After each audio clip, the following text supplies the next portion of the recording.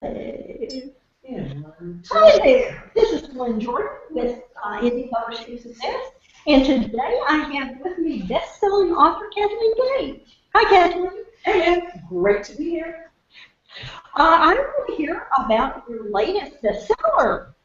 Well, my latest bestseller, actually, it's interesting because this is one of my first hangouts. I'm really excited about this because I see that it's a great tool to market books, and that's exactly what my latest bestseller is all about, is really how to use books to gain market reach, gain visibility, and to really increase your opt-in subscriber list and your revenues. And my latest bestseller book, actually, Kindle, it was a program or a product, if you will, that I actually did an interview with John Lee Dumas. We had it transcribed. We turned the transcripts into a Kindle book, and we did a very, very streamlined marketing campaign to drive traffic. We got over 1,000 downloads on the Kindle book. We built our opt-in subscriber list with a few strategies that we used, and then on the back end, we've already made several $1,000s from the whole process. So that's my latest and greatest. It was actually a podcast that was transcribed, turned into a Kindle book, and they had very, very proactive marketing on the back end. Well, that is fantastic. I think so too. I know you also do physical books as well as the Kindle books. I do. And I wish I had a copy of my book, Power Up for Profits, The Smart Woman's Guide to Online Marketing. That was released in July of 2013. I have several books to my credit. Some I'm a contributing author, some I'm a co-author where there's just myself and one other person, and then others I'm the sole author of the book.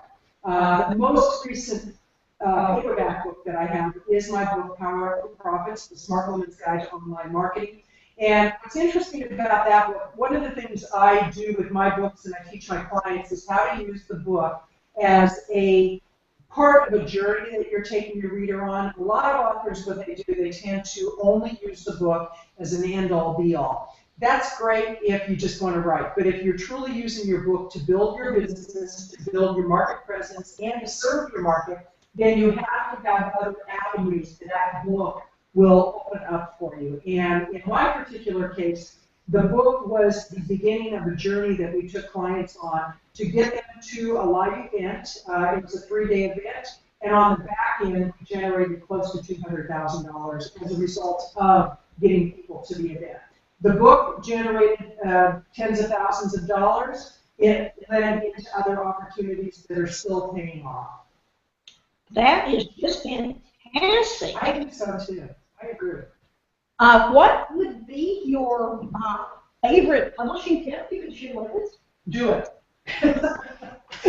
Honest to goodness, that is my favorite publishing tip because a lot of people think about writing a book and they say, I'm going to do the book, the book, the book. Well, the first thing is, don't think of it in terms of the book. It could be one of many books that you're going to write.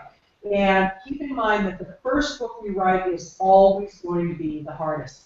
I'm working with a client right now who is working on her first book, and we had this conversation before she started. I said, the first one is going to be the hardest, guaranteed.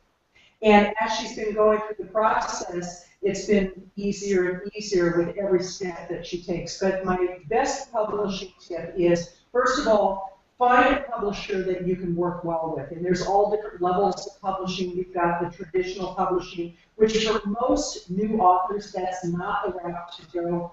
For most authors, depending on what the outcome is that you're looking for, a traditional publisher is not going to serve your needs because the time from submitting a manuscript to acceptance to actually getting the book published can be 18 months, 2 years, 3 years, even longer.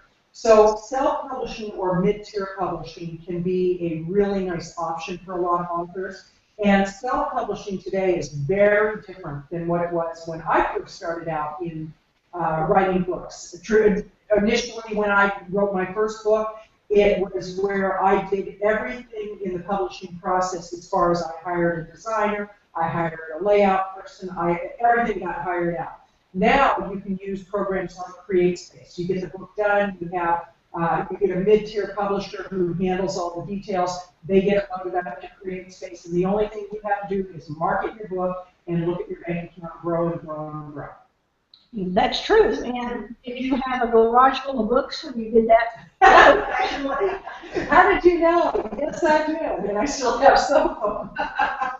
But yes, and that was the hard part is that I think myself, like the authors, I had stars in my eyes, and I had the dream that as long as I wrote the book, I was going to get discovered by Oprah. But what a lot of people fail to realize is Oprah has to know you exist before she's going to have you on her show, and chances of you getting on a show like Oprah or Ellen or one of the at the nighttime talk shows is really quite minimal. And I believe in law of attraction. I believe we visualize what we want, but you've got to work at getting the end result. You don't just visualize it.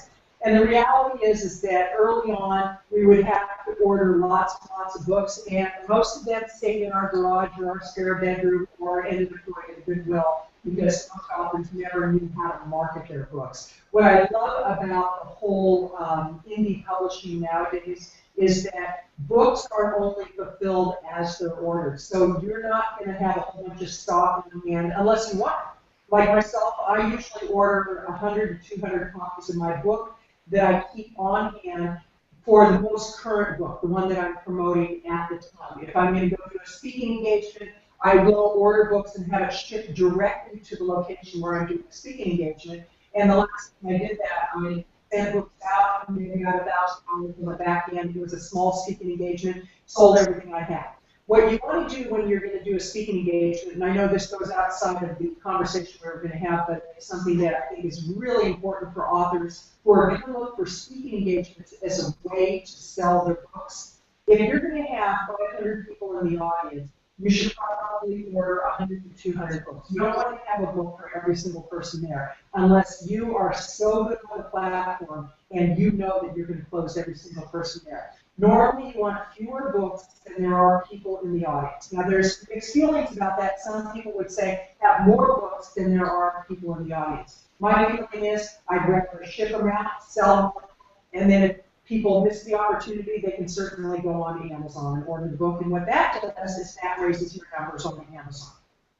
Absolutely. Well, that is such valuable information. Thank you. How do people get a hold of you?